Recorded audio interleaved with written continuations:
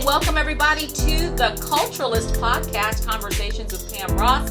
I am Pam Ross, the Culturalist, and I have a super fun show today.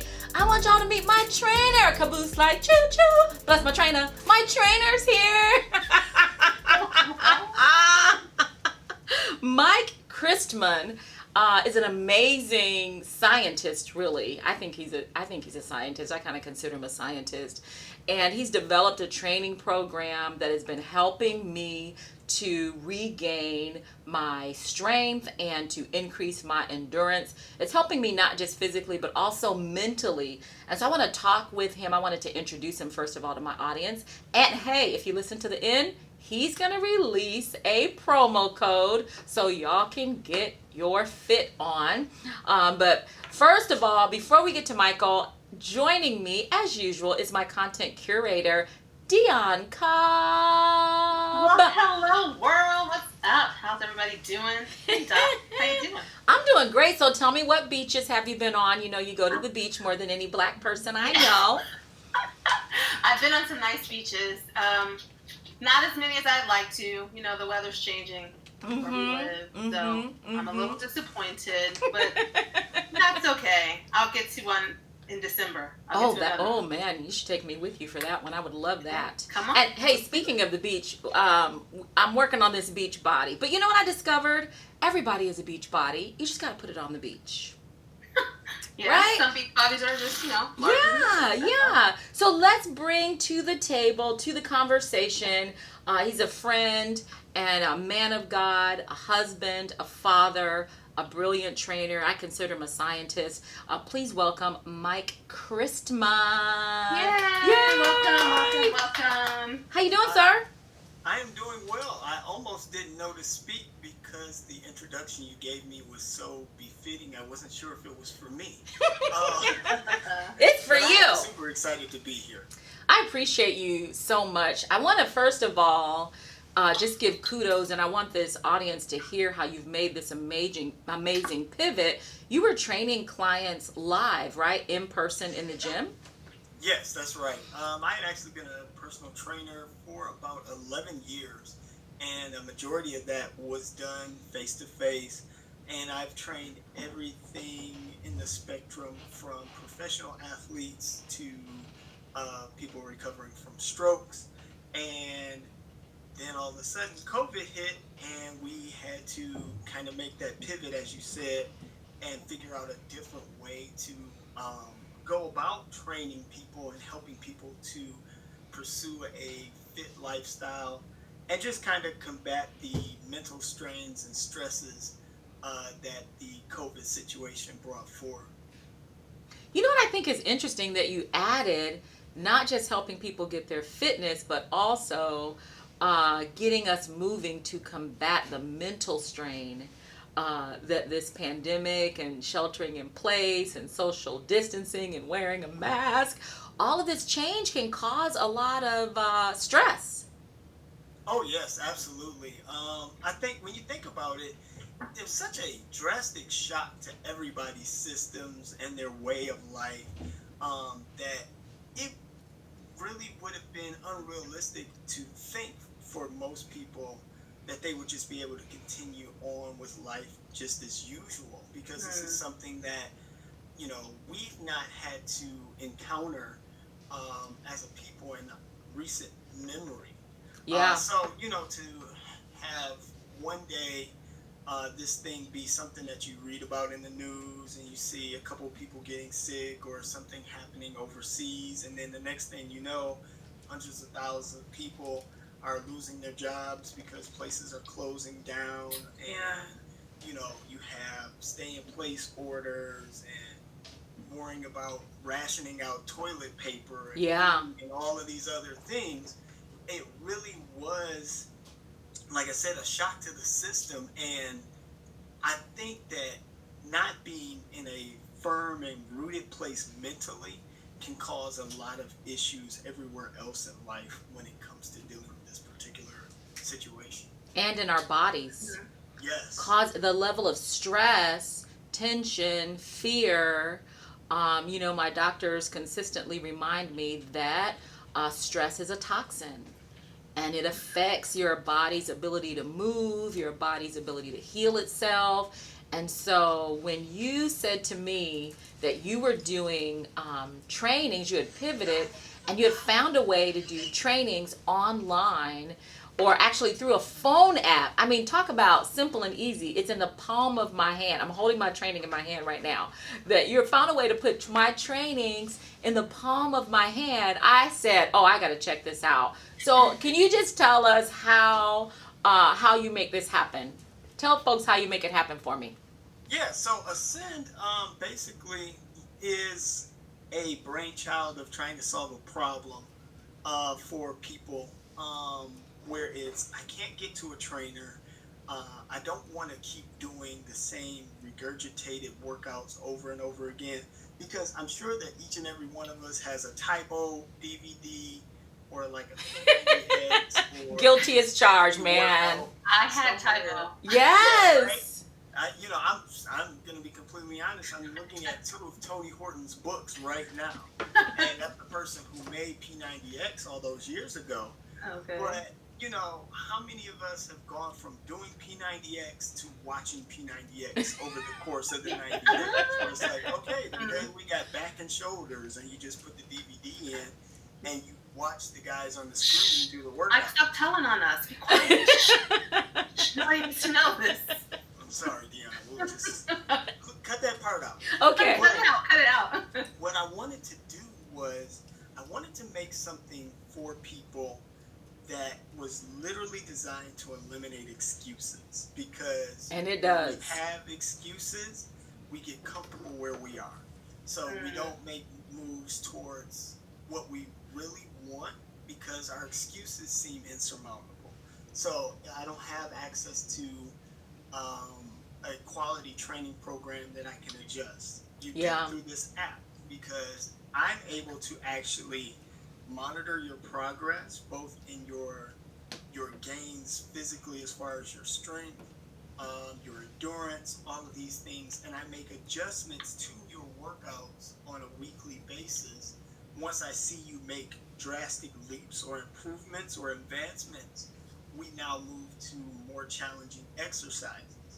And then it also gives you access to videos, so you aren't just getting a list of exercises. Every exercise that is built into each workout program has a video in it that illustrates how to properly execute each movement, shows you what you're going to be working on, and gives you some cues to kind of keep in your head to make sure that you're executing properly.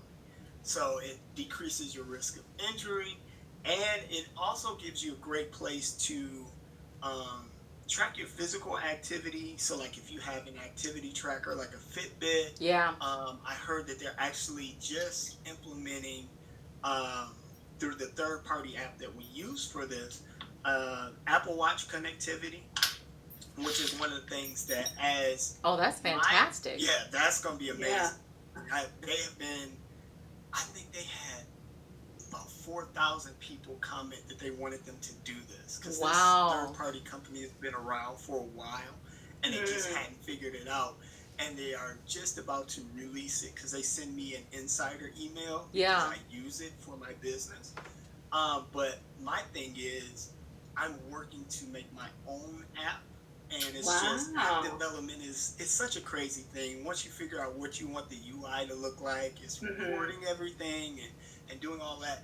And I didn't want that to be a limiting factor because I know that each and every day there are people who are waiting for this program to help them to make a change. Yeah. One of the things I like about what you've done, particularly with your business, is that you've taken the same no excuses philosophy that you use with me and with your other clients for training, and you put it in your business to say, well, I don't have the videos yet, but I got people saying, hey, Mike, I need to get stronger. Hey, I need to get fit. I need to gain some muscle. I need to lose some fat. I need to increase my endurance. And so you were saying, hey, I'll use this third party, make this happen while I work on my own videos. So I love that I'm seeing it in your personal life. So you're not just teaching me something that you It's not something that you teach, but it's also something that you live. And I love that. Yes.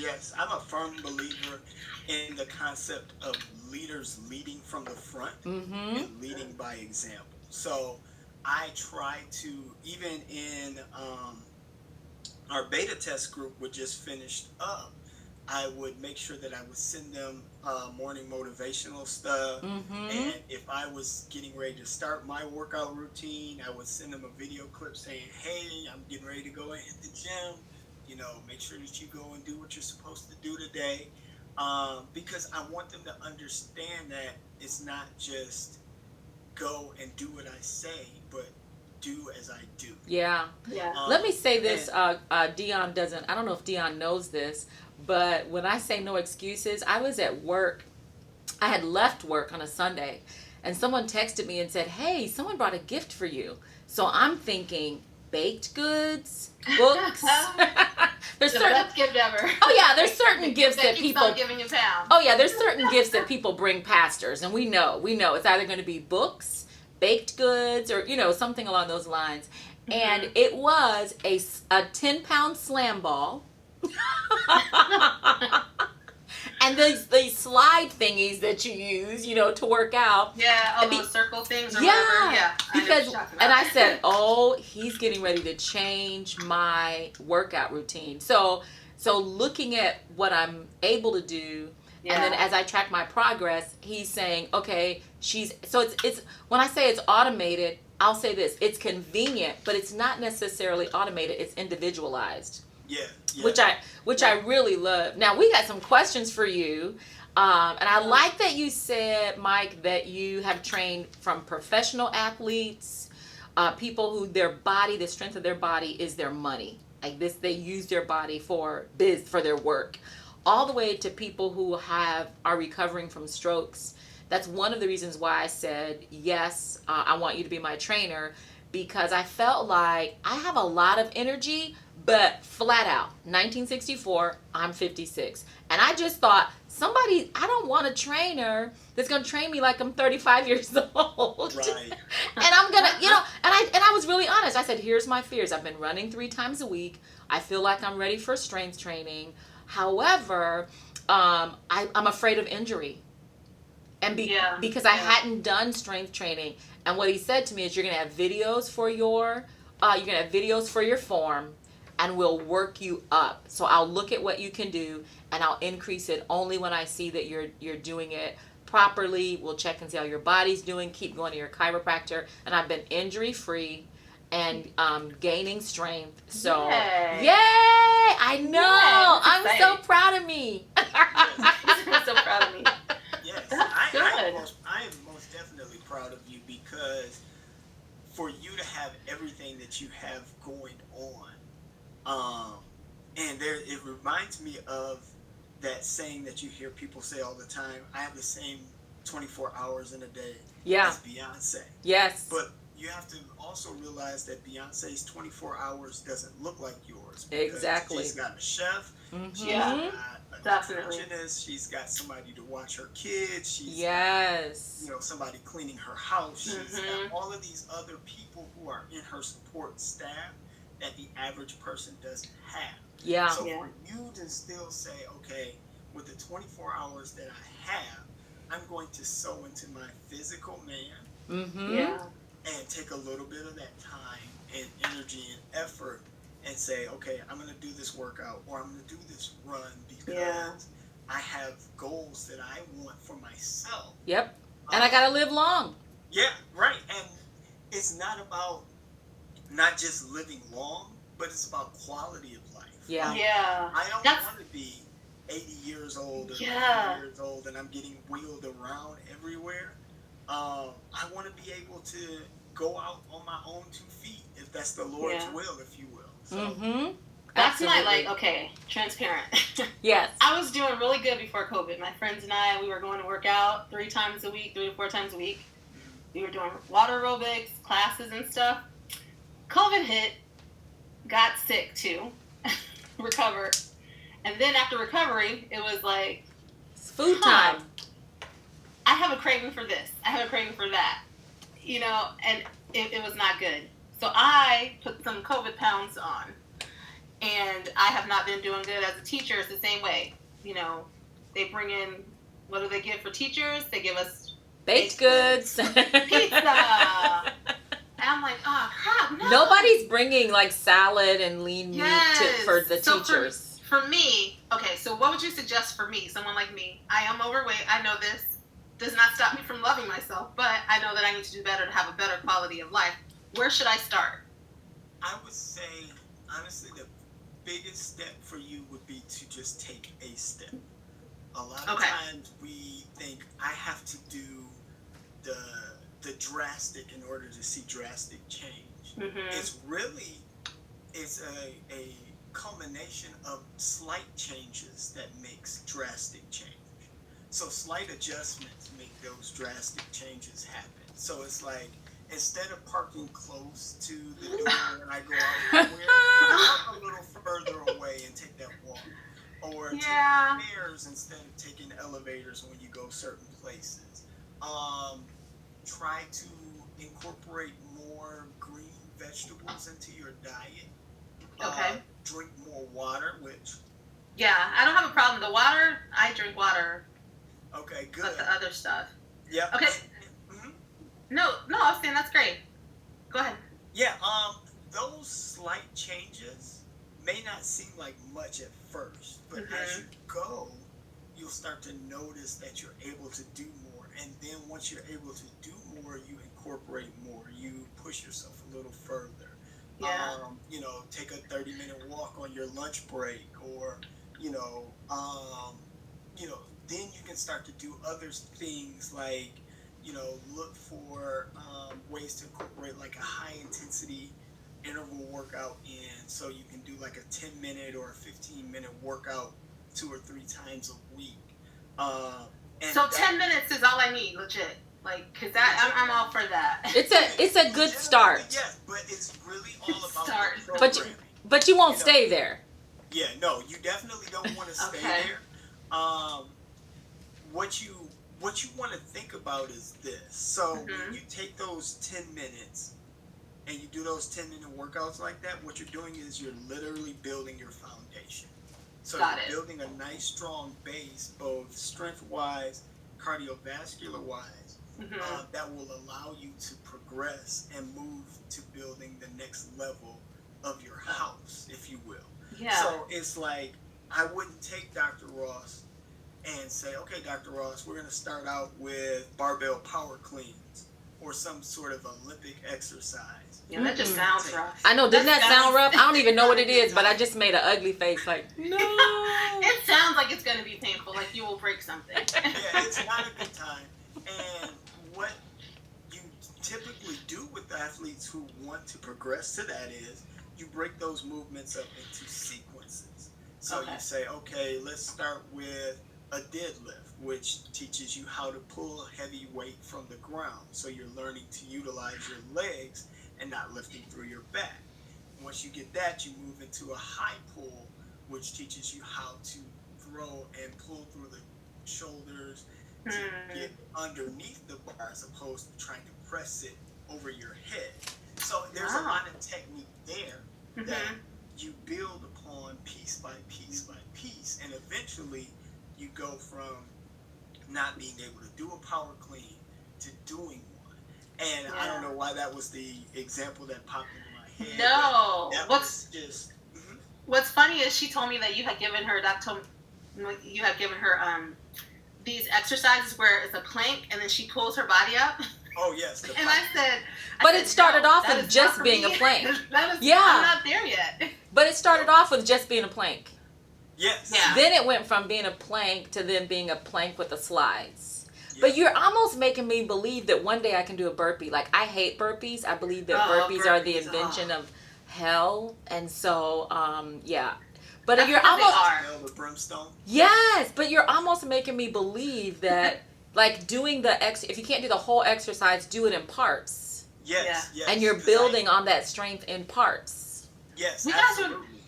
Did you guys remember that burpees? You remember what they were called in elementary school? No. Squat thrust. Remember that? Yeah. That's what I was like, when people were showing me a burpee, I'm like, that's a squat thrust. That's what we used to have to do in elementary school. Ah. They were horrible. I hated them then. Interesting. It's so funny that you brought up the burpees. Yes. Because when I was in college, I played college football for 4 years. My freshman year of college, we actually had these conditioning camps that were literally designed to make people quit the football team. Oh. And so you would come in, and the conditioning coaches would say a bunch of colorful words to you. Yeah, as a matter of fact, none of them I could say without having to repeat. But it was literally designed to see who had the mental fortitude Wow. to want to be on this football team.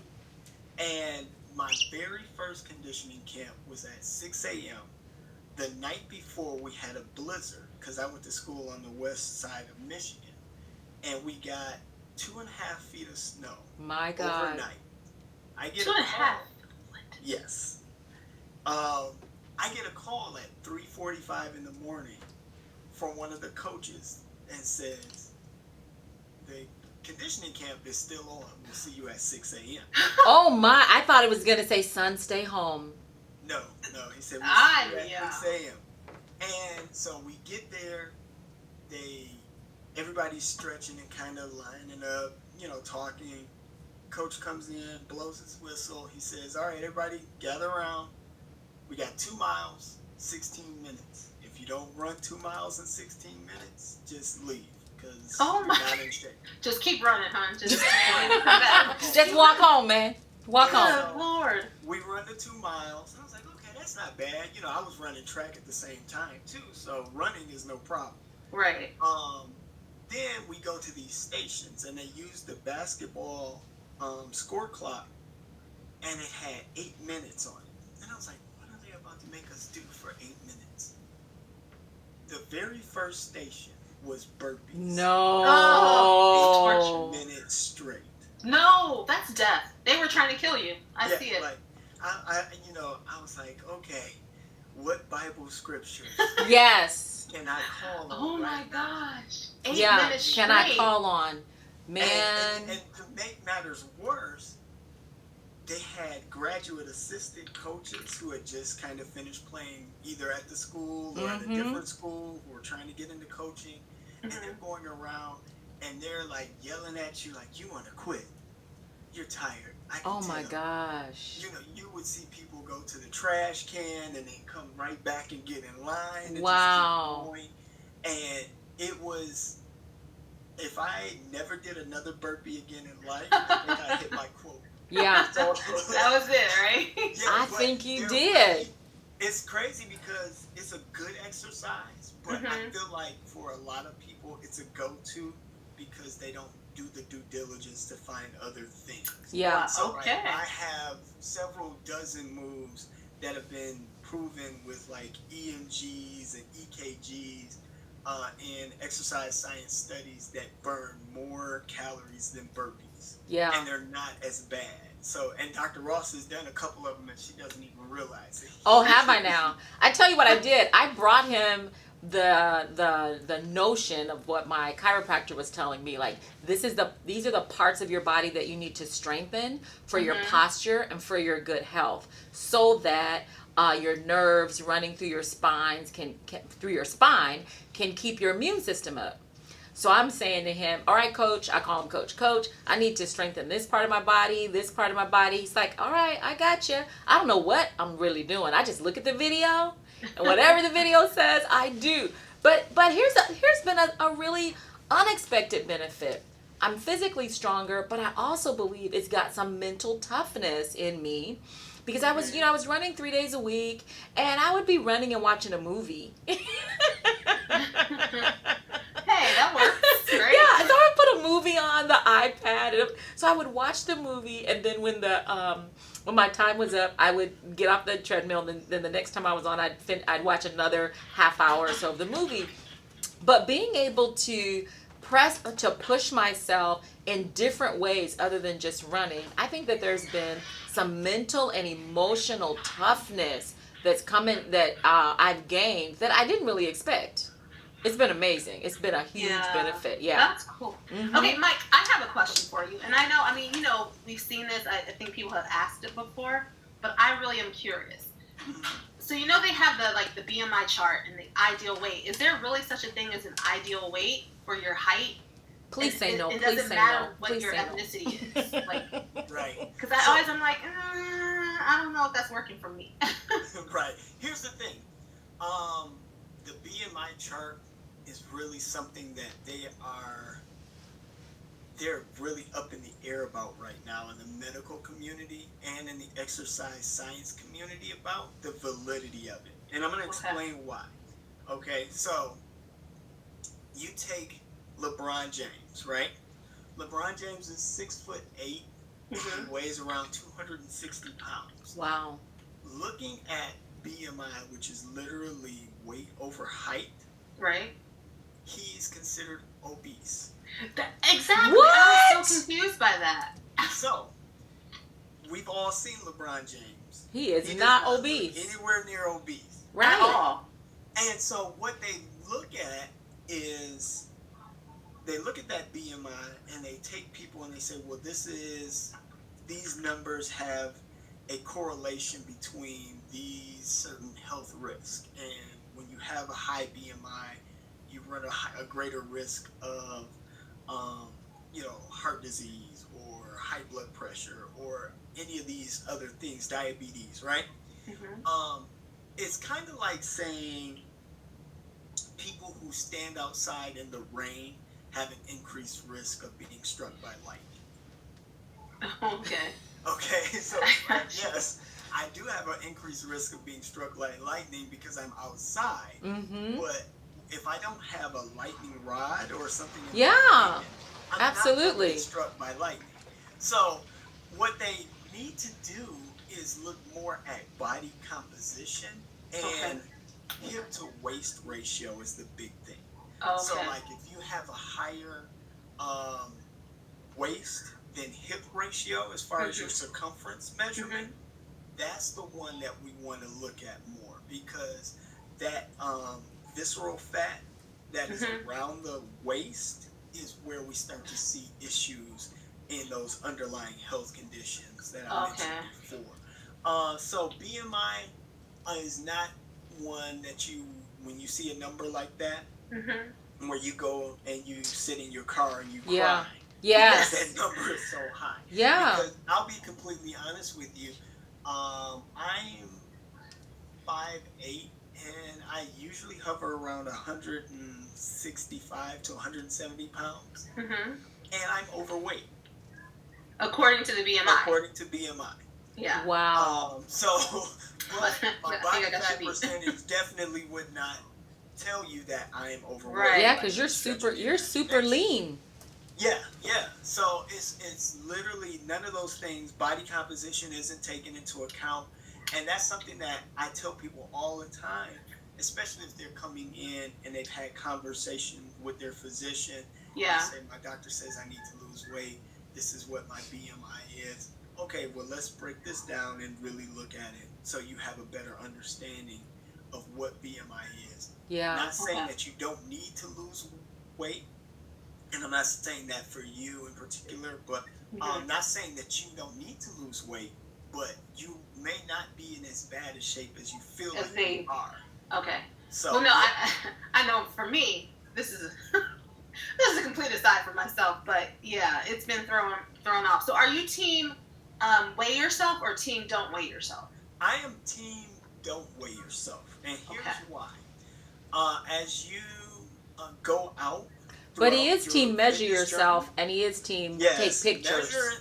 Measuring is something that I am definitely team measuring. Okay. He is. Your circumference measurements are definitely going to be a lot more telling than the number on the scale, because just like your BMI, it doesn't take into account body composition unless you have one of the nicer scales that does the bioelectrical impedance where it can measure body fat.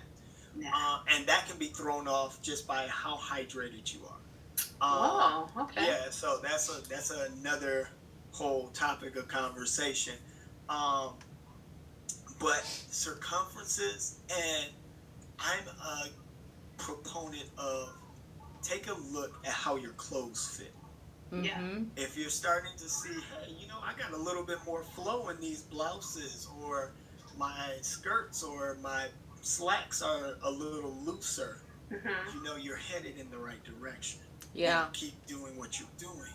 If you don't see that, or if you see, you know what, I had to jump a couple extra times to get these slacks up, then we have to make adjustments. Okay.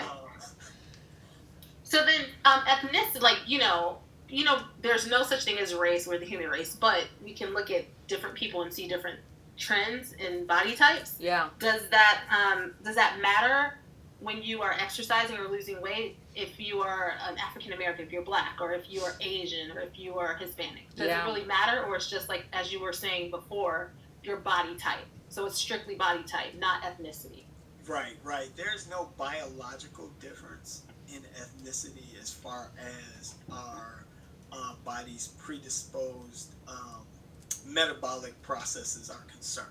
Oh, that is so interesting. So really, it's culturally, it's more about the foods we eat. It is definitely not just the foods we eat, but the lifestyles that we have witnessed being modeled around us. Yeah. So in particular for the African American community, a Dr. Ross, for instance, who has the mindset of, I'm going to take this period and this moment in my life to make the effort to get into shape, she's a unicorn.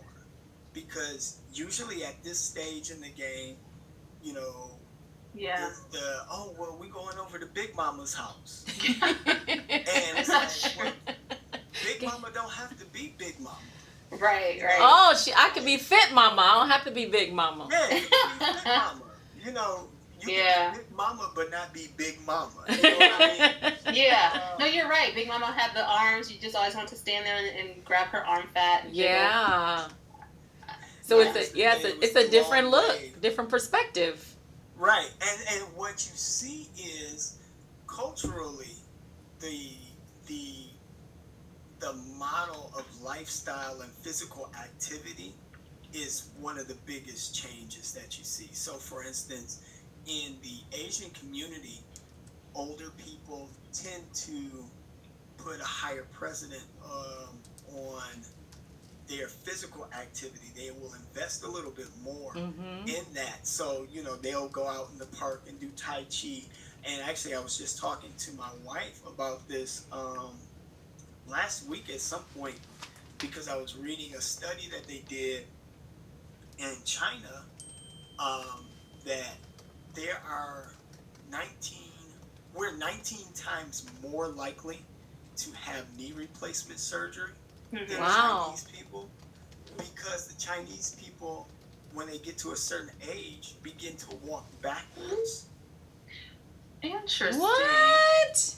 Yep. Just as a form of exercise? Yeah. When you think about it mechanically, right? Human bodies are always in drive.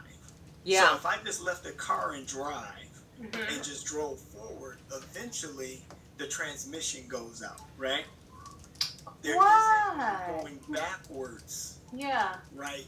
On a same scale, or at least a somewhat similar scale, to kind of reverse that process. So walking backwards actually does that reverse a process in order to make sure that we don't create muscle imbalances, which are a cause for weakness and injury. Sir, I'm about to be walking backwards down my block, making all my neighbors double take. Ironically enough, Dr. Ross, that was something I was going to talk You're going to have me do. Listen, when I tell you I'm so sold, whatever is on this list that I get every week, Dion, whatever's on this list, I will do it. And because it's working for me, and I only have one body, so I'm very protective of it. But he sent me, an ebook on some foods to eat. I'm supposed to be eating anti-inflammatory foods, so I do that. Like drink this, put this in your water, drink your water. But it's never been Like, I'm a lady, and so I don't need a trainer who will scream at you and yell at you and Yeah, make you, you know what I never. mean? I That need a would- trainer that's going to partner with me and say, okay, these are your medical goals, your fitness goals, your strength goals, Yeah. and I'm writing a book, and I'm doing, I'm doing other things. And so he says, for someone with your schedule, give yourself some grace. When I went on vacation, he said, hey, let's wipe out your workouts for this week. The program will be here. Take a break, sleep in, rest, and the program will be here. So my time is about up with you, sir, but I do want to know, hey, you got a promo code for my listeners? What you going to do for us? Yes, so I am going to extend a discount to any of your listeners. We'll do, it's going to be a miser and do 10, but I will do 20% off. Woohoo! Whoa! Yay! Okay, so 20% off on our online coaching program, which includes the workouts that are sent directly to your phone or to your tablet or whatever device that you have. You're going to get nutrition coaching and mindset coaching. And you get 24/7 access to me. So if you have questions or if you have anything that comes up that you might have a concern with, you can always reach out to me, and I will always be able to get back to you as soon as possible. And you also get some little tidbits and factoids that I put together for you all in a presentation format that will help make navigating through the nutrition side of your fitness journey that much easier. Awesome. So you can use the code PRTheBuilder in all caps, Hey now. and you will get 20% off on your online coaching service. Thank you so much. I love you dearly. Please give my love to your wife. You've given us some great things to think about, even just to get started with, start from where you are, extend into walking a little more, eating a little better, and all those little things have been adding up for me. I'm extremely happy with my level of endurance. I'm gaining in strength. My mental clarity is strong. And I think I just enjoy pushing myself. It feels good. And you get something to celebrate. Like, when I'm done, I'm like, go me. I really Right. do. That's the fun part, yeah. I really do. Like, when I get something done, I'm like, wow, I can't believe because when you look at it, you think, can I even do all of this? And then at the end of it, when it's done, you do feel good about yourself. And there's a level of healthy, just a level of healthy self-love and self-care. And one of the things he told me is, he said, I don't want you trying to keep up with your workouts to be a stressor. Your workouts should be stress relief from you. You got enough stressors in your life. So, Coach, you've been great to me. I love you. Thank you for offering that 20%. Now, hey, make sure we have your website. What's your website where we can access this? Yes, if you visit www.ascendfitnesstransformations.com. Great. And we'll put it in the show notes as well. Have a fantastic day. Love you. Thank you so much. Thank you. you. I was so excited and I feel so honored to have had the opportunity to take part in this conference. Culturalist. Yeah. It's the fit after 50 culture. That's what it is, man. There it is. Love you, Coach. Bye-bye. Bye.